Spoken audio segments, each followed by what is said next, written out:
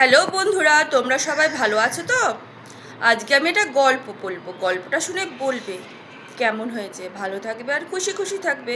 আর আমার ভিডিওটাকে বেশি করে লাইক আর সাবস্ক্রাইব করবে। কাল পূর্বে এক ব্রাহ্মণ বাস করতেন। তিনি প্রচুর ধন ও সম্পত্তির অধিকারী ছিলেন। প্রচুর অর্থ থাকলেও ব্রাহ্মণের কোনো সন্তান না থাকায় তার মনে ছিল না শান্তি।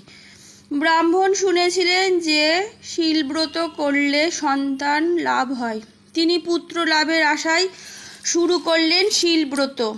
ব্রত করার ফলে পূর্ণ হলো তার মনস্কামনা। কৃষ্ণ বর্ণের একটি পুত্র লাভ হলো ব্রাহ্মণের। পুত্রের গাত্রবর্ণ কালো হওয়ায় ব্রাহ্মণ তার নাম রাখলেন কৃষ্ণকুমার। কৃষ্ণকুমার আসলে ছিলেন বোধিসত্ত্ব। গায়ের রং কালো হলেও কৃষ্ণকুমার দেখতে ভারী সুন্দর ছিল। কৃষ্ণকুমার যখন 16 বছরে পা দিল, তার বাবা তাকে উচ্চ শিক্ষার জন্য পাঠালেন তক্ষশিলায়। গুরুদেব কৃষ্ণকুমারের তীব্র বুদ্ধির জন্য তাকে অত্যন্ত ভালোবাসতেন। বিভিন্ন বিষয়ে জ্ঞান অর্জন করে কৃষ্ণকুমার ফিরে এলো বারাণসীতে। ব্রাহ্মণ তার সুযোগ্য পাত্রের জন্য সুন্দরী একটি পাত্রীর সন্ধান করতে লাগলেন। সুন্দরী একটি কন্যার সঙ্গে ব্রাহ্মণ তার পুত্রের বিবাহ দান করে তাকে সংসারী করলেন। বেশ কয়েক বছর পর ব্রাহ্মণ ও তার স্ত্রী হল স্বর্গলাভ। কৃষ্ণকুমার তার পিতামাতার মৃত্যুর পর পড়লেন গভীর চিন্তায়। তিনি ভাবলেন, আজ আমি অগাধ সম্পত্তির মালিক। পিতার কথা মনে পড়ল তার। বাবা অনেক পরিশ্রম করে আমার জন্য এত ধন সম্পত্তি রেখে গেছেন। এই সম্পত্তি ভোগ করার কথা যাদের পৃথিবীতে, তারা আজ কেউই নেই। এত সম্পত্তি দিয়ে তিনি কি করবেন তা ভাবতে লাগলেন কৃষ্ণকুমার। কৃষ্ণকুমার মনে মনে চিন্তা করলেন, অর্থই সব অনর্থের মূল। মানুষ যখন বেঁচে থাকে তখন অর্থের জন্য হিংসা, মারামারি, এমনকি মানুষের প্রাণ নিতে পর্যন্ত দ্বিধা করে না। মৃত্যুর পর সেই ঐশ্বর্য রেখেই মানুষের বিদায় নিতে হয়। এমন অর্থের কি প্রয়োজন যা মানুষের জীবনকে বিষময় করে তোলে? কৃষ্ণকুমার মনে মনে ভাবলেন, তিনি তার সব সম্পত্তি গরিব দুঃখীদের দান করবেন। কৃষ্ণকুমার দেশের রাজার কাছে গিয়ে বললেন, মহারাজ, আপনার কাছে আমার একটি আবেদন আছে।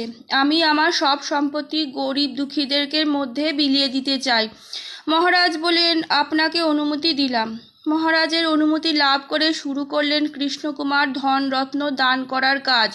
বহু গরিব দুঃখীকে দান করার পরেও পড়ে রইল প্রচুর ধন সম্পত্তি। কৃষ্ণকুমার তখন খুলে দিলেন বাড়ির দরজা সাধারণের জন্য। সব ধন রত্ন সকলকে দান করে কৃষ্ণকুমার গৃহত্যাগ করলেন।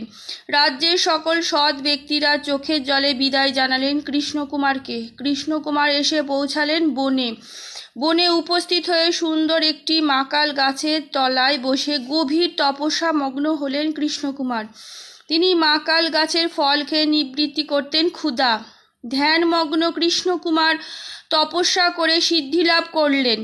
এর ফলে আসন টলে উঠল শত্রুর। কৃষ্ণকুমারের তপস্যার তেজ পরীক্ষা করার জন্য শত্রু ছদ্মবেশে উপস্থিত হলেন তার কাছে।